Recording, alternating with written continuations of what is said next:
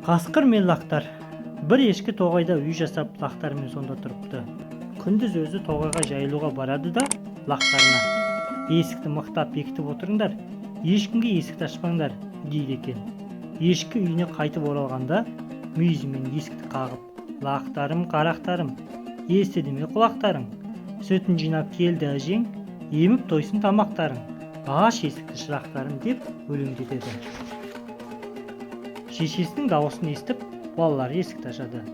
Ешкі балаларын емізіп тойғызады да қайтадан тоғайға кетеді. Мұны бір қасқыр көріп тұрып, лақтарды жегісі келеді. Ешкі кеткен соң есік алдына келіп өлеңдете бастайды: "Лақтарым, қарақтарым, естіді ме құлақтарың?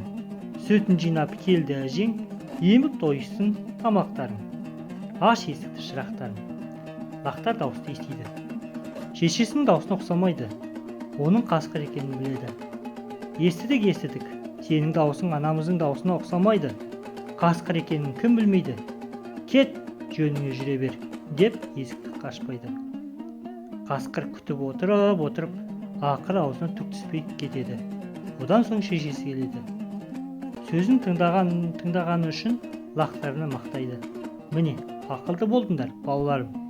Есікті ашсаңдар, сендерді қасқыр әкетіп, аналарың жылап қалар еді. Қасқыр зұлымдығын жасар еді. Өмір сабағы деген осы екен" депті.